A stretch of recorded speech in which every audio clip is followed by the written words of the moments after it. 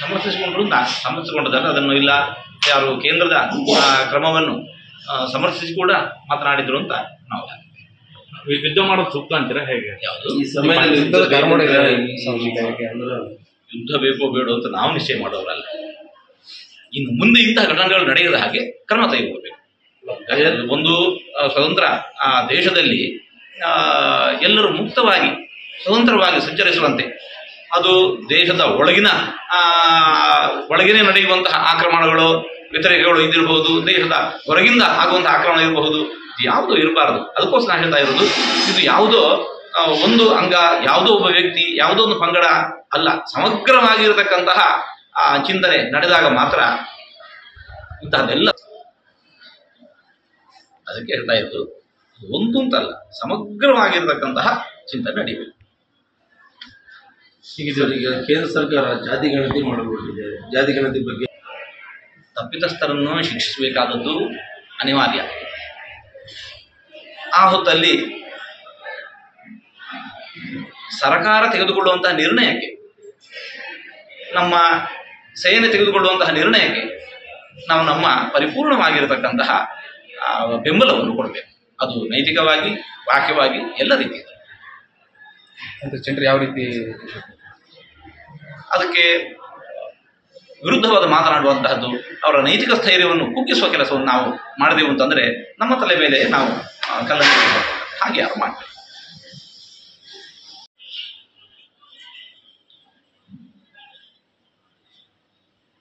ದಿನನಿತ್ಯ ಇಂತಹ ಘಟನೆಗಳು ನಡೀತಾ ಇದ್ದಾವೆ. ಸರ್ಕಾರ ಇದಕ್ಕೆ ಯೋಗ್ಯವಾಗಿರತಕ್ಕಂತಹ ಕ್ರಮವನ್ನು ಕೈಗೊಳ್ಳುವ ಸಂಕಲ್ಪ ಮಾಡಿದೆ. ಮುಂದಿನ ದಿನಗಳಲ್ಲಿ ಇಂತಹ ಅತಿರೇಕಗಳೆಲ್ಲ ದೂರ ಆಗ್ತಾವೆ ಅನ್ನುವಂತಹ ಭರವಸೆ ನಮಗೆ. ಬಜರಂಗ ದಳ ಕಾರ್ಯಕರ್ತರ ಹತ್ಯೆ ಮಂಗಳೂರಲ್ಲಿ ಇದು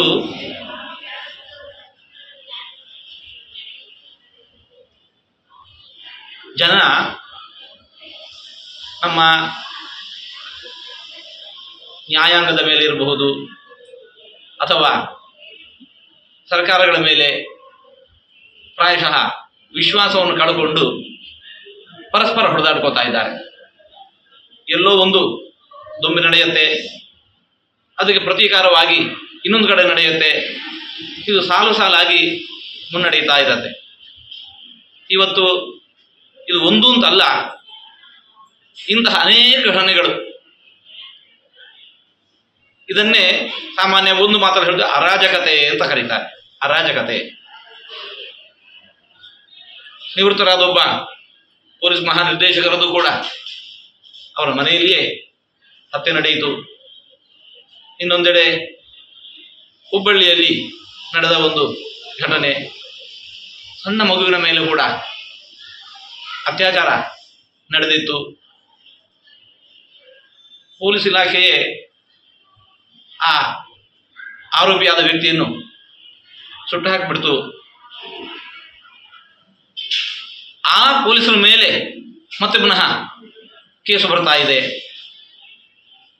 ಇಂತಹ ಘಟನೆಗಳು ಯಾಕೆ ನಡೀತಾವೆ ಅಂತಂದರೆ, ಸರ್ಕಾರದ ಮೇಲೆ, ನ್ಯಾಯಾಂಗದ ಮೇಲೆ ಪ್ರಾಯ ವಿಶ್ವಾಸವನ್ನು ಕಳ್ಕೊಂಡದ್ದಿರಬಹುದು, ಅಥವಾ ವಿಳಂಬವಾದ ನ್ಯಾಯದಾನ ಏನಿದೆ, ನ್ಯಾಯ ಸಿಗತ್ತೆ ಆದರೆ ಅದು ತೀರಾ ವಿಳಂಬವಾಗತ್ತೆ. ಹಾಗಾಗಿ ಒಳಗಿನ ರೋಷ ಅದು ಆ ಕ್ಷಣದಲ್ಲಿ ಕಾನೂನನ್ನು ಕೈಗೆತ್ತಿಕೊಳ್ಳುವಂತಹ ಪ್ರವೃತ್ತಿಗೆ ದೂಡ್ತಾ ಇದೆ. ಇದು ಯಾವುದೋ ಒಂದು ಘಟನೆ ಅಂತಲ್ಲ, ಯಾವುದೋ ಒಂದೊಂದು ಘಟನೆಯನ್ನು ಉಲ್ಲೇಖಿಸಿ ನಾವು ಹೇಳುವಂಥದ್ದಲ್ಲ, ಸಮಗ್ರವಾಗಿರತಕ್ಕಂತಹ ಬದಲಾವಣೆ ಆಗಬೇಕಾಗಿದೆ. ಇದು ಇವಾಗ ಎಲ್ಲರೂ ಕೂಡ, ಎಲ್ಲ ಅಂಗಗಳು, ನ್ಯಾಯಾಂಗ ಇರಬಹುದು, ಕಾರ್ಯಾಂಗ ಇರಬಹುದು, ಶಾಸಕಾಂಗ ಇರಬಹುದು, ಪತ್ರಿಕಾರಂಗವೂ ಸೇರಿಕೊಂಡು ಎಲ್ಲರೂ ಕೂಡ ಸಮಗ್ರದ ಒಂದು ಚಿಂತನೆ ನಡೆಸಿ ನಾವು ಮುಂದಿನ ನಮ್ಮ ದಿನಗಳು ಅದು ನೆಮ್ಮದಿ ಬದುಕನ್ನು ಸಾಗಿಸಬೇಕು ಅಂತಿದ್ದರೆ ಯಾವ ರೀತಿ ಎಲ್ಲರೂ ಕೂಡ ಕೈ ಜೋಡಿಸಿ ಕಾರ್ಯ ಮಾಡಬೇಕು ಅನ್ನೋದಕ್ಕೆ ಅಂತ ಚಿಂತನೆ ಮಾಡಲಿಕ್ಕೆ ಇದೊಂದು ಯುಕ್ತವಾದ ಕಾಲ ಅಂತ ನಾವು ಭಾವಿಸ್ತಾ ಇದ್ದೇವೆ. ಯಾವುದೋ ಒಂದು ಅಲ್ಲ, ಎಲ್ಲ ಸಮಗ್ರವಾದ ಚಿಂತನೆ ನಡೆಸಿ ನಿರ್ಣಯ ಕೈಗೊಂಡು ಅದನ್ನು ಕಾರ್ಯಗತಗೊಳಿಸಬೇಕಾಗಿದೆ. ಯಾಕೆ ಮಾಡ್ತಾ ಇದ್ದಾರೆ ಅನ್ನೋದನ್ನು, ಯಾವ ಉದ್ದೇಶದಿಂದ ಮಾಡ್ತಾ ಇದ್ದಾರೆ ಅನ್ನೋ ಸಮಾಜಕ್ಕೆ ತಿಳಿಸಿದ್ರೆ ಅನುಕೂಲ ಆಗುತ್ತೆ. ಏನಾಗಿದೆ, ಬ್ರಾಹ್ಮಣ ವ್ಯವಸ್ಥೆಗೋಸ್ಕರ ನಿಂತಿರ್ತಕ್ಕಂಥ ಸರ್ಕಾರ ಅವರ ಮನಸ್ಸಿನಲ್ಲಿ ಏನಿದೆ ಅಂತ ಹೇಳಿಕೊಂಡು ನಾವು ಊಹಿಸಿಕೊಂಡು ಅದಕ್ಕೆ ತೀರ್ಮಾನಿಕೊಂಡು ನಮಗೆ ಸಾಧ್ಯ ಆಗುತ್ತೆ. ಮಾಡ್ತಾರೆ ನೋಡೋಣ. ಅಲ್ಲ, ಆ ರೀತಿಯಾಗಿ ಮಾಡಿದ್ರೆ ಮತ್ತೆ ಮುಂದೆ ಅದಕ್ಕೆ ಪ್ರತಿಕಾರವನ್ನು ಪ್ರತಿಭಟನೆ ಮಾಡೋಣ. ಅಲ್ಲ ಅಂದ್ರೆ ಜಾತಿಗಳಿಗೆ ಬೇಕು, ಯಾಕೋಸ್ಕರ ಮಾಡ್ತಾ ಇದ್ದಾರೆ ಅಂತ ಗೊತ್ತಾದ್ರೆ ನಾವು ಅದನ್ನು ಹೇಳ್ತೀವಿ.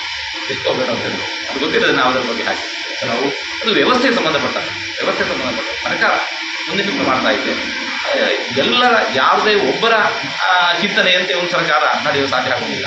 ಅದಕ್ಕೆ ಸಂಬಂಧಪಟ್ಟ ಎಲ್ಲರನ್ನು ಕೂಡ ಕೂಡಿಸಿಕೊಂಡು ಅವರ ಚಿಂತನೆಯನ್ನು ಮಾಡ್ತಾ ಇದೆ. ಮತ್ತು ಯಾವುದು ಇವತ್ತು ಪ್ರಜಾಪ್ರಭುತ್ವ ರಾಷ್ಟ್ರದಲ್ಲಿ ಬಹುಮತವನ್ನು ತೆಗೆದುಕೊಂಡು ಮಾಡ್ತಾ ಇದೆ.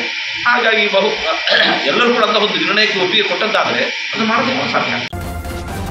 ನ್ಯೂಸ್ ಫಸ್ಟ್ ನಿರ್ಭೀತಿಯಿಂದ ನಿಮ್ಮ ಪರವಾಗಿ.